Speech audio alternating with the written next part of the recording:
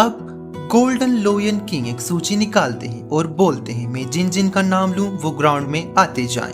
पहले समूह में होंगे the water pearl, the storm, the immortal phoenix, maiden of sky, the protector, the holy lady, lord of void. और इस समूह के सुपरवाइजर होंगे फ्लेम क्राउन और वाटर क्राउन। दूसरे समूह में होंगे queen of summoning, killing machine, iron will, feast of faith, wind blade, divine mind, heavenly butterfly. इनके सुपरवाइजर होंगे लेडी क्रेन और ब्लैक ईगल। तीसरे समूह में होंगे diamond tooth, holy light, hello cat, fallen rabbit, moon tail, lightning speed and dark wolf. और इनके supervisor होंगे क्लाउड बस्टर और माइटी रोर। चौथे समूह में होंगे 8 armed god, terror of deep sea guardian, divine blade of sea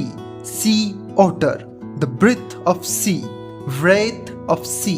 और इनके सुपरवाइजर होंगे मैसेंजर ऑफ सी और मिस्ट्री ऑफ डीप सी। पांचवे और सबसे अंतिम समूह में होंगे लुटेरी, भिकारी, डाकू, बेशर्म, घमंडी, अनपढ़।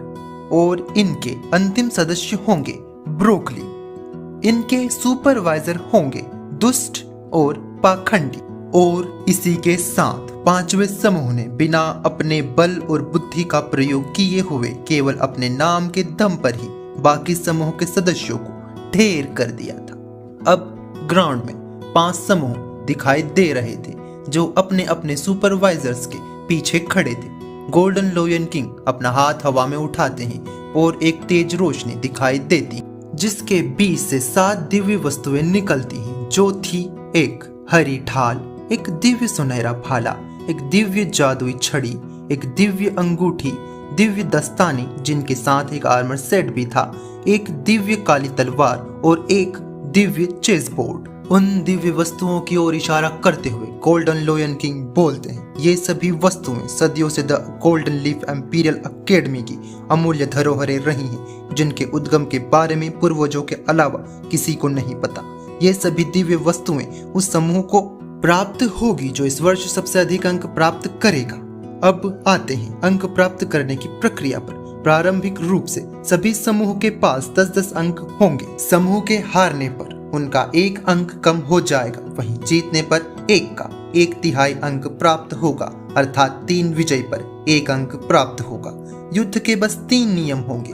पहला, प्रतिदिन हर एक समूह को किसी एक समूह को युद्ध की चुनौती देना अनिवार्य होगा।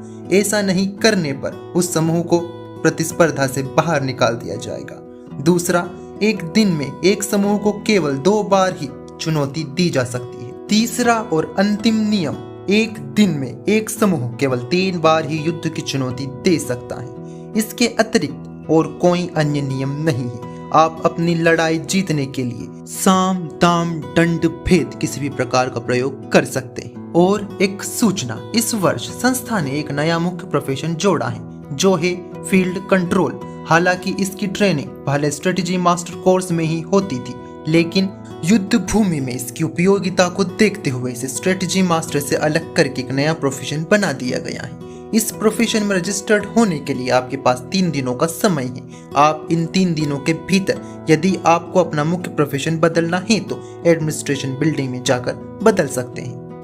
तो फिर आज के लिए इतना ही। कल सभी समूहों के बीच में युद्ध होगा और हाँ, आपके सुपरवाइजर्स आपके प्रशिक्षण के लिए किसी भी प्रकार के तरीके का प्रयोग कर सकते हैं और वो हंसते हुए वहां से चले जाते हैं। अब ग्राउंड में 5 समूह के बच्चों के साथ उनके सुपरवाइजर खड़े थे।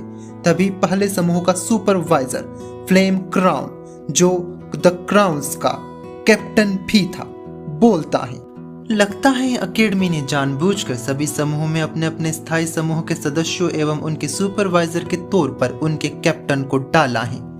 अब लड़ाई का मजा आएगा। द ओशन गोट समूह हमेशा से ही स्थायी समूह के लीडर बोर्ड में सबसे ऊपर रहा है।